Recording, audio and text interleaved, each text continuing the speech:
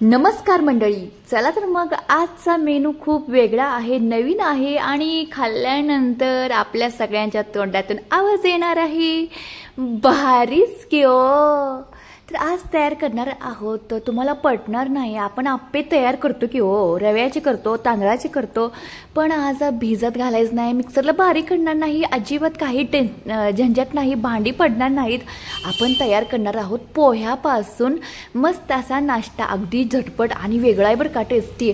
तर म्हटलं जातं ना बटाटा वडा, तसंच आपण तयार करणार आहोत पोह्याचा वडा. इथं घेतल्यात एक मीडियम साईजचा कांदा कट करून घ्यायचा एकदम बारीक, कोथिंबीर घेतली एक कट करून, कांद्याची पात घेतली एक कट करून, मिरची घेतली छान आपल्या मुलांच्या आवडीची छोटी छोटी कट करून घ्यायची, शिमला मिरची घ्यायची आणि कोणत्या तुमच्या घरामध्ये भाज्या असतील त्या घालायच्या नाहीत, एवढ्याच भाज्या वापरायच्या आहेत, नाहीतर ह्यातल्या कुठल्या तुम्ही भाज्या वेगळ्या घालाल तर चव बदलू शकते, एवढ्याच भाज्या घाला आणि छान असे टेस्ट ही भाजी तयार होते. तर भाजी तुम्हाला म्हणते कारण की भाजीचं काम पुढं आहे, तर कांद्याचा पातामुळे ना अशी छान अशा भाजीला टेस्ट आली आहे. आणि हे आपला मटार अजिबात घालायला विसरायचं नाही. शेगडी ठेवली आपली कढई स्टीलची आणि त्यामध्ये घालायचं 2 ते 3 चमचे तेल, छान असं जिरे घालायचं, जिऱ्याचा छान असा डान्स होऊन द्यायचा आणि नंतर घालायचं एक एक करून आपण कांदा वगैरे कट केलाय ना तो. आता कांदा घालायचा, एक मीडियम साईजचा कांदा सुद्धा बारीक कट करून घ्यायचा बरं का, मोठा किंवा चौकोनी असा ठेवायचा नाही, एकदम भेळमध्ये असतो ना त्याच्याच पद्धतीने हा कट करून घेतला आहे, छान असा परतून घ्यायचा. इथं तयार करत आहोत आपण बटाटा भाजी, मस्त घातलाय जिरे, कांदा, मिरची आणि कलंजी घालायची. तर भाजी विशेष म्हणजे ह्या भाजीमुळंच ह्याला आहे ना रेसिपीला सो गुणात चव आली आहे. नंतर यामध्ये घालायची कांदा भाजताना शिमला मिरची, म्हणजे कांद्याबरोबर शिमला मिरची बी छान भाजली जाते आणि चवीला सुद्धा छान लागते. आणि हे सर्व साहित्य भाजण्यासाठी आपल्याला लाडका मिठाचा खडा घालायचा होता. त्यामध्ये मीठ घातले की कुठलीही भाजी लवकर पटपट भाजली जाते, शिजली जाते, कारण पाणी सुटतं ना त्यामुळं.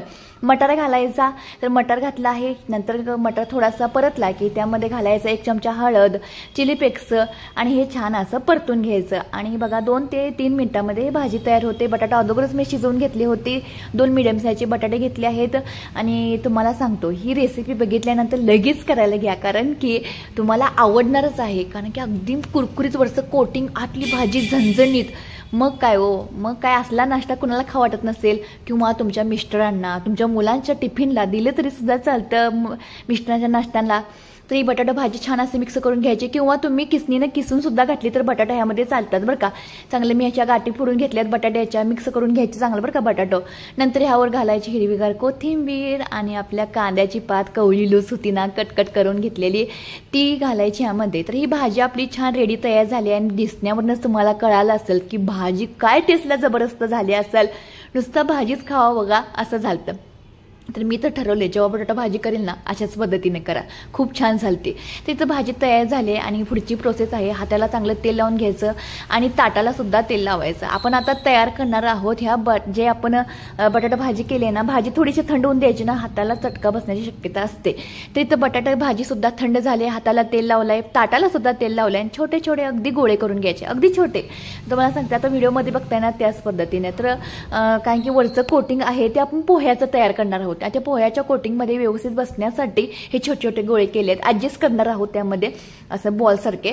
तर इथं आकार वेगळा तिकडा झाला तरी सुद्धा चवीला छान लागतात बरं का हा पदार्थ. तर कष्ट कुठलाही पदार्थ जास्त करायला लागले ना तो पदार्थ खरंच खूप हमखास चांगला होत असते बरं का. तर मला हे करण्यासाठी ना सांगतो 1 तास ते 1.5 तास लागलं आणि छान चवीला लागलं जबरदस्त.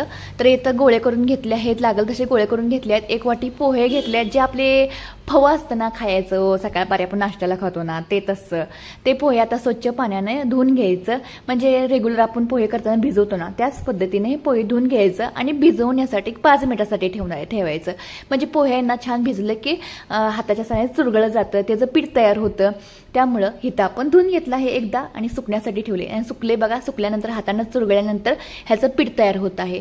जास्त ह्यामध्ये दुसरं न घालता ह्यामध्ये फक्त आपण 2 ते 3 चमचे बेसन पीठ घालणार आहोत, ऍडजस्ट करणार आहोत. तर बेसन पीठ घरामध्ये नसेल तर तुम्ही कॉर्नफ्लॉवरचं पीठ घातलं तरी सुद्धा चालतं. तर थोडंसं मी मिक्स करून घेतलं आहे, सुट्ट करून घेतलं आहे. नंतर ह्यामध्ये घालायचं चवीपुरतं मीठ आणि नंतर घातलं आहे 2 चमचे आपले बेसन पीठ. तर तुम्हाला सांगितलं आहे की कॉर्नफ्लॉवर किंवा बेसन पीठ दोन्हीतलं कुठलंही घातलं तरी चालतं.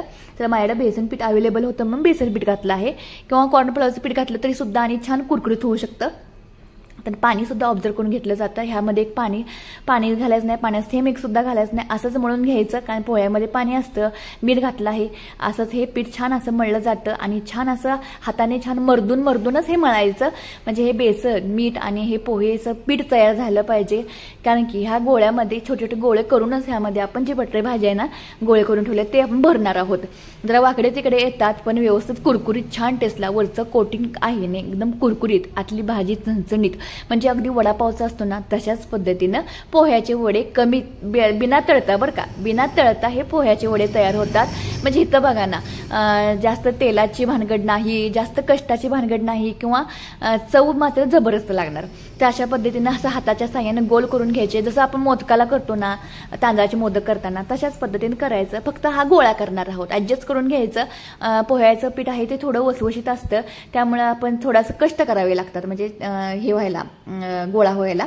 त्यामुळे थोडंसं असं गोळा करून घेतला आहे छान असं. कारण की बटाटा भाजी पिवळी असल्यामुळे सगळा गोळाच पिवळा झाला इथं. तर इथं छान असे गोळे तयार करून घेत आहे. गोळे करायलाच खूप कष्ट करावे लागले कारण की कंटाळा आला मला गोळे करताना. कारण की ते तुटायला लागलं होतं तरी पण अजिबात करायला थांबले नाही. कारण की चवीचं खायचं आहे म्हटल्यानंतर थोडे कष्ट करावे लागतातच. अशा पद्धतीने सगळेच असे गोळे करून घेतले आहेत. आणि कराल तसं सांगतो शक्यतो आमच्या मुलाने आटणो हे खाल्ले आहे. म्हणजे एवढे छान कुरकुरीत बाहेरून आणि आतून अशी भाजी झणझणीत. आणि विशेष म्हणजे टमाटर सॉस बरोबर किंवा शेजवान चटणीबरोबर खावा, खूप छान टेस्टी लागतात.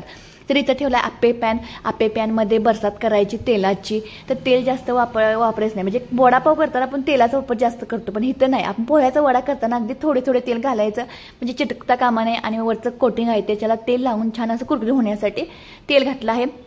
गोळे ठेवून द्यायचे. मग तवा तापला की तेल तापतं आणि तेलामध्ये हे छान असे गोळे घालायचे आणि अलटी करून गॅसची फ्लेम लो करायची आणि 10 मिनिटं ना हे भाजून घ्यायचं. आणि 10 मिनिटांमध्ये ना शिजतं म्हणजे भाजलं जातंच. कारण की अलटी जिथं कच्चं आहे ते तिथली बाजू शेकून घ्यायची, असं भाजून घ्यायचं म्हणजे जास्त वेळ लागत नाही. आणि वरून थोडंसं तेल सुटलं तरी सुद्धा चालतं. आणि अशी बघा सोनेरी रंगापर्यंत भाजून घ्यायचे. पोह्यामुळं वरची बाजू आहे ती कुरकुरीत होते, आतलं भाजी आपली झणझणीत आणि टमाटर गुळचट सॉस. तर सांगा एवढं छान ह्या पावसाळ्यामध्ये खाल्ल्यानंतर सांगा मला आपल्याला आणि कुठली गोष्ट पाहिजे खाण्यासाठी. तर असं दिसतानाच किती कुरकुरीत दिसतात बघा. तर हे भाजून झाले आहेत. दिसताना सोनेरी रंगात नसले तरी सुद्धा भाजले आहेत हे छान कुरकुरीत. आणि आपल्याला भाजलेलं आहे की नाही हे कळतंच आपल्याला. तर झाले आहे, भाजले आहेत छान असे टेस्टी आपले पोह्याचे वडे तयार झाले आहेत. अगदी तुम्हाला सांगते घरामध्ये कोणतीही खाण्याचं कुठलाही नाश्ता करायचा कंटाळा आलेला असेल किंवा काय तर चमचमीत खायचं असतं तर ही रेसिपी परफेक्ट आहे बरं का. तर हे पोहे आणि पोह्याचा पासून वेगळा नाश्ता तयार केला आहे आपल्या सोनाली किचनवर. आणि हा व्हिडिओ बघायला तुम्हाला आवडला असेल तर प्लीज आपल्या सोनाली किचनला जाता सबस्क्राईब मात्र करायला अजिबात विसरू नका बरं का. तर छान असा इथे टमाटर सॉस घेतला आहे, शेजवान चटणी घेतली आहे आणि वरचं कुरकुरीत आपले पोह्याचे वडे तयार झाले आहेत. कमी तेलाचे, पौष्टिक, मुलांच्या आवडीचा ही रेसिपी झाली आहे आमच्या घरामध्ये. म्हाताऱ्या माणसापासून लहानांपर्यंत आवडणारी ही रेसिपी. आवडली असल्यास जाता लाईक करा, शेअर करा आणि सबस्क्राईब मात्र करायला विसरू नका. आणि एक बाईट खाल्ल्यानंतर आपल्या तोंडातून मात्र आवाज येतो भारीच की हो. तर अशा भारी रेसिपी बघायला आवडत असेल तर जाता आपल्या सोनाली किचनला, सोनाली ताईला सबस्क्राईब करायला अजिबात विसरू नका. खूप छान रेसिपी तयार होत असतात आपल्या किचनमध्ये आणि साध्या सिंपल असतात. असंच चॅनल पाहत राहा. धन्यवाद.